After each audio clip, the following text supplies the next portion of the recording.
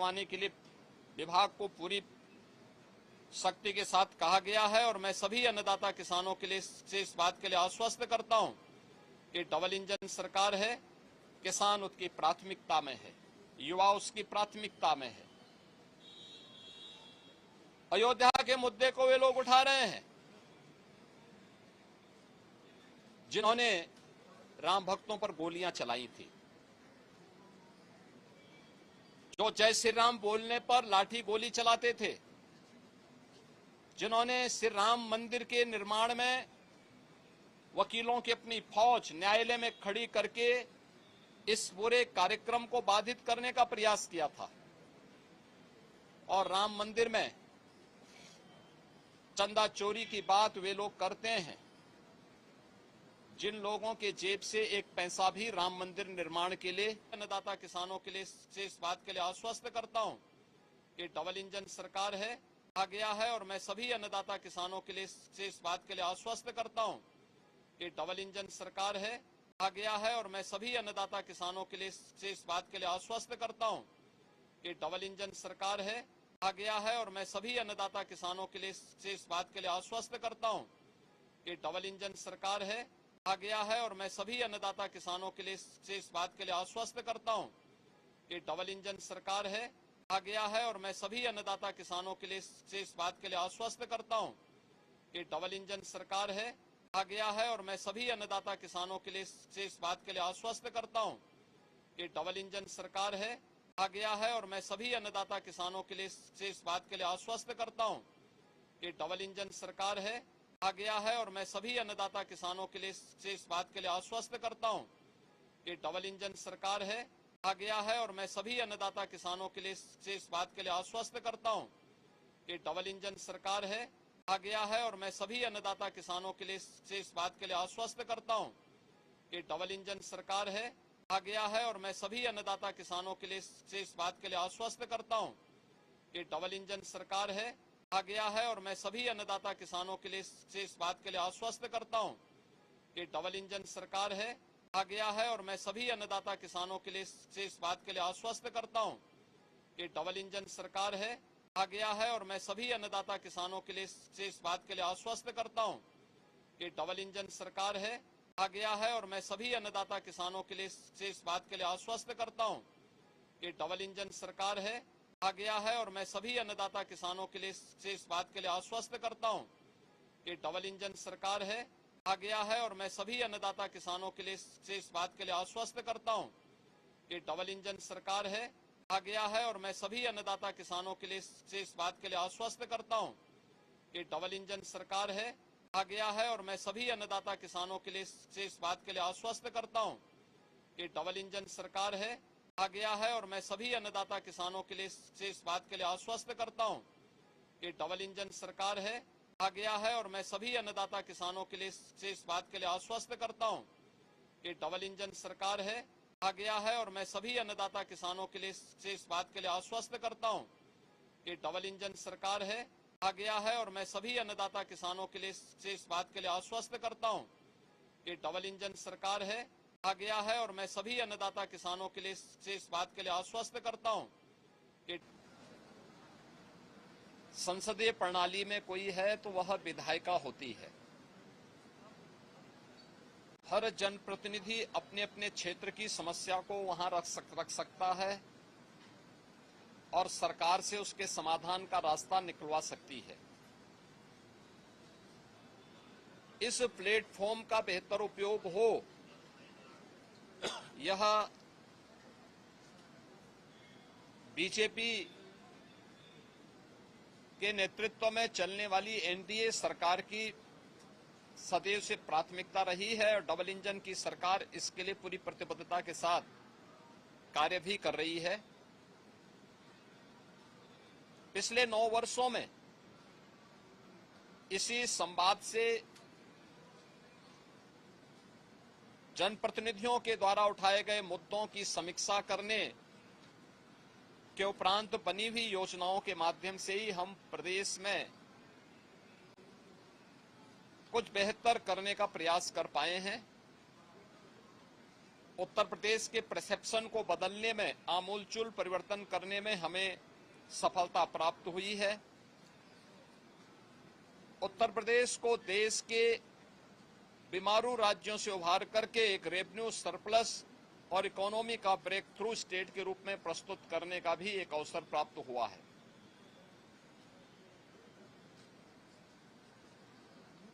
सदन के समय का बेहतर उपयोग हो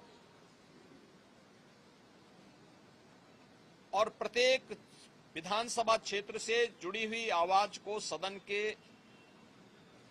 पटल पर रखने और सदन में उस पर चर्चा परिचर्चा कराने का एक अवसर प्राप्त हो सके। मैंने कल दलीय नेताओं की बैठक में भी और समय समय पर भी सभी माननीय सदस्यों से इस बारे में आग्रह किया है।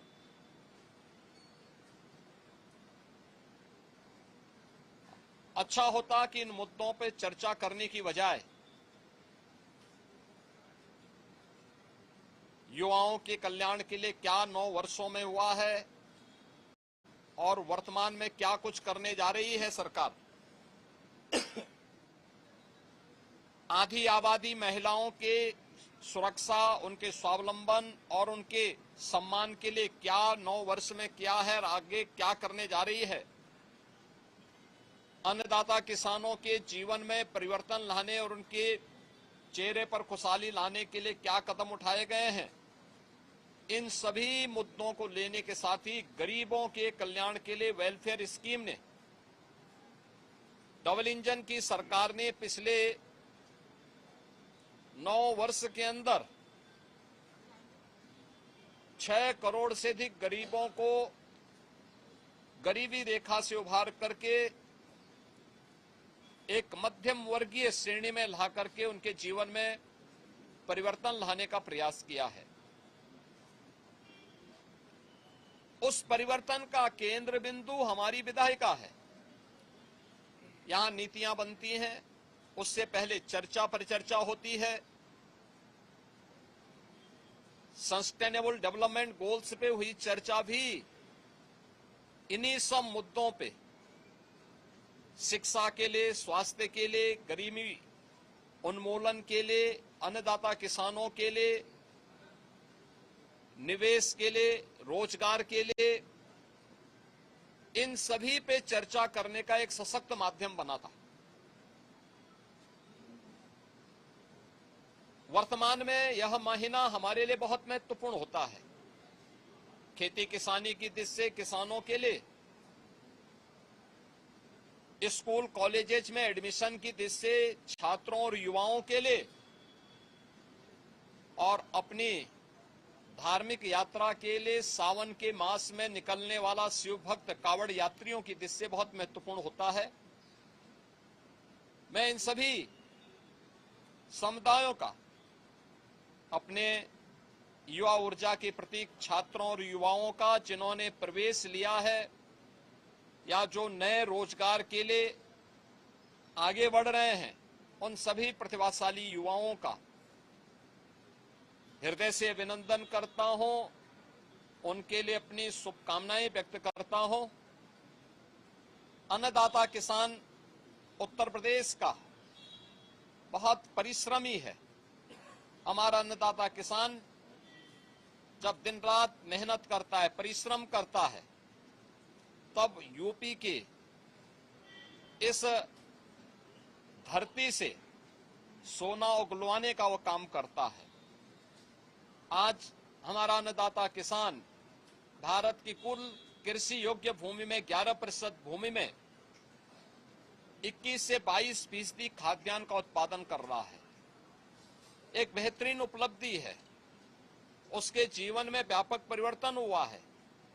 प्रधानमंत्री जी के विजन के अनुरूप दोगुने से अधिक आय हमारे अन्नदाता किसानों की हुई है। किसानों से जुड़े हुए अन्य कौन से मुद्दे हो सकते हैं जो उनके जीवन में और खुशहाली ला सके, इस विषय को लेकर के अभी तक हमारे अन्नदाता किसानों ने जो परिवर्तन लाया है, जो रिफॉर्म किया है, मैं इसके लिए उन सभी अन्नदाता किसानों का भी हृदय से अभिनंदन करता हूं।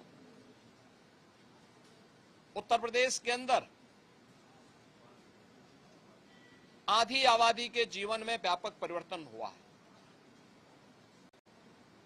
12% जो महिला श्रम बल था पहले 17 में, आज वो बढ़ करके 37-38% से अधिक हो चुका है। डबल इंजन की सरकार कामकाजी महिलाओं के लिए श्रमजीवी हॉस्टल का निर्माण कर रही है सभी बड़े महानगरों के अंदर, जिससे उनके लिए आवासीय सुविधा उपलब्ध हो सके और उन्हें अपने कार्यस्थल पर जाने में बहुत दूरी न तय करना पड़े। इन सभी कार्यों के लिए भी और मिशन शक्ति के अंतर्गत भी महिला सुरक्षा, महिला स्वावलंबन और महिला सम्मान की दिशा से सरकार ने अनेक कदम उठाए हैं। उत्तर प्रदेश सरकार की हर एक भर्ती में युवाओं को 9 लाख से अधिक नौकरी उपलब्ध करवाने और उसमें भी 20% से अधिक महिलाओं की भागीदारी के साथ एक नए कीर्तिमान उत्तर प्रदेश सरकार ने स्थापित किए हैं। डबल इंजन की सरकार के कारण आज प्रदेश के अंदर ईज ऑफ डूइंग बिजनेस, सुरक्षा और अन्य कारणों से निवेश के लिए बेहतर अवसर प्राप्त हुए हैं। लाखों नौजवानों को अपने ही जनपद में, अपने ही क्षेत्र में आज नौकरी और रोजगार की गारंटी मिली है। परंपरागत उद्यम को प्रोत्साहित करते हुए वन डिस्ट्रिक्ट वन प्रोडक्ट और पीएम विश्वकर्मा जैसी स्कीम ने उनके जीवन में व्यापक परिवर्तन करने के साथ ही करोड़ों नौजवानों के लिए रोजगार के नए अवसर उपलब्ध करवाए हैं। जो भी नौजवान इनके माध्यम से प्रदेश की अर्थव्यवस्था को मजबूती प्रदान कर रहा है, उन सबका भी मैं हृदय से अभिनंदन करता हूं, उनको बधाई देता हूं। स्वाभाविक रूप से शिव भक्त पूरे प्रदेश के अंदर, पूरे देश के अंदर हर हर बम बम के उत्साहपूर्ण माहौल में अपनी शिव भक्ति को इस माह में निवेदित कर रहे हैं। आज सोमवार का दिन भी है। अभी से करोड़ों की संख्या में शिव भक्त कावड़ यात्री के रूप में पश्चिमी उत्तर प्रदेश में हरिद्वार के पावन धाम में हर जी की पेड़ी में गंगा जल लेने के लिए प्रस्थान कर चुके हैं। उनके स्वागत के लिए, उनकी सुरक्षा के लिए, उन्हें कहीं कोई दिक्कत न हो, कि परेशानी न हो, इसके लिए प्रशासन ने, स्थानीय प्रशासन ने, स्वयंसेवी संगठनों ने, सामाजिक और व्यापारिक संगठनों ने, धार्मिक संगठनों ने अनेक कार्यक्रम प्रारंभ किए हैं। हमारे माननीय सदस्यगण भी इस कार्यक्रम में भाग लेने के इच्छुक हैं और इसीलिए 7 अगस्त से उन्हें उन कार्यक्रमों को जल नहीं, पानी नहीं दिया, खेत के लिए पानी नहीं दिया, जिन्होंने अन्नदाता किसानों के हक पर बिचौलियों का वर्चस्व स्थापित करवाया, जिन्होंने उत्तर प्रदेश के अन्नदाता किसानों को असुरक्षित करते हुए उनके जीवन में बदहाली लाने का पाप किया था। 2007 से 2017 के बीच में 29 चीनी मिलें बंद हुई थी। 21 चीनी मिलें औने पौने दाम पे बेच दी गई थी। आज उनका दोहरा चरित्र देखिए, वे आज किसान की बात कह करके उनके जले पर नमक छिड़कने का काम कर रहे हैं, जबकि प्रधानमंत्री मोदी जी के नेतृत्व में अन्नदाता किसानों के लिए प्रधानमंत्री फसल बीमा योजना, प्रधानमंत्री कृषि सिंचाई की योजना, जिसके माध्यम से 24 लाख हेक्टेयर लैंड में अतिरिक्त सिंचाई की सुविधा हमने यूपी में दी है। ये परिवर्तन देखने को मिला है, ये हुआ है। अन्नदाता किसान आज एक नहीं, 2 नहीं, 3-3, 4-4 फसल प्रदेश के अंदर लेने का कार्य कर रहा है। पैक हाउसेज के माध्यम से यहां से औद्यानिक फसलों का एक्सपोर्ट हो रहा है, विभिन्न देशों में हो रहा है। 3,23,000 करोड़ रुपए से अधिक का गन्ना मूल्य का भुगतान हुआ है और 122 चीनी मिलों में से 105 से अधिक चीनी मिलें ऐसी हैं जो चौथे पांचवें दिन गन्ना मूल्य का भुगतान गन्ना किसानों के खाते में कर रही है, जबकि समाजवादी पार्टी के समय में 10 वर्ष का गन्ना मूल्य का बकाया बाकी था और ये लोग किसानों के साथ किसी प्रकार से उनके हितों को संरक्षण देने की बजाय उन्हें आत्महत्या और पलायन करने के लिए मजबूर करते थे। उनके ट्यूबवेल सुरक्षित नहीं थे। आज 16 लाख ट्यूब में फ्री में बिजली उपलब्ध करवाने का काम ये डबल इंजन की सरकार करा रही है। आश्चर्य होता है वे किसानों के मुद्दे की बात कर रहे हैं। देश में पोर्टल की समस्या आई थी, लेकिन आज खाद की उपलब्धता हर एक जगह सुनिश्चित करवाने के लिए विभाग को पूरी शक्ति के साथ कहा गया है और मैं सभी अन्नदाता किसानों के लिए इस बात के लिए आश्वस्त करता हूं कि डबल इंजन सरकार है, किसान उसकी प्राथमिकता में है, युवा उसकी प्राथमिकता में है। अयोध्या के मुद्दे को वे लोग उठा रहे हैं जिन्होंने राम भक्तों पर गोलियां चलाई थी, जो जय श्री राम बोलने पर लाठी गोली चलाते थे, जिन्होंने श्री राम मंदिर के निर्माण में वकीलों की अपनी फौज न्यायालय में खड़ी करके इस पूरे कार्यक्रम को बाधित करने का प्रयास किया था। और राम मंदिर में चंदा चोरी की बात वे लोग करते हैं जिन लोगों के जेब से एक पैसा भी राम मंदिर निर्माण के लिए नहीं निकला है। इनके दोहरे चरित्र को देश देख रही है, दुनिया देख रही है। मैं आज के इस अवसर पर सभी माननीय जनप्रतिनिधियों से इस बारे में कहूंगा कि वे सदन में एक स्वस्थ चर्चा परिचर्चा को बनाए रखने के लिए कार्य करें। हमारे सभी सरकारी कर्मचारियों ने, आउटसोर्स से जुड़े हुए, संविदा से जुड़े हुए कार्मिकों ने पिछले 9 वर्ष में मेहनत की पराकाष्ठा करते हुए जो मेहनत की है, उनके वेलफेयर के लिए भी सरकार पूरी प्रतिबद्धता के साथ कार्य कर रही है। हमने शिक्षा मित्रों को, अनुदेशकों को, बेसिक, माध्यमिक और उच्च शिक्षा के सभी शिक्षकों को हमने कैशलेस की सुविधा के साथ साथ शिक्षा मित्र और अनुदेशकों के मानदेय को भी बढ़ाया है और अभी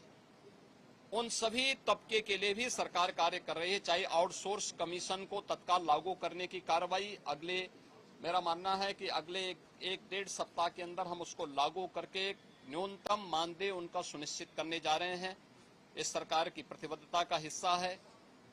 आंगनबाड़ी, आशा वर्कर, रसोईया, ग्राम चौकीदार, इन सभी के लिए भी सरकार ने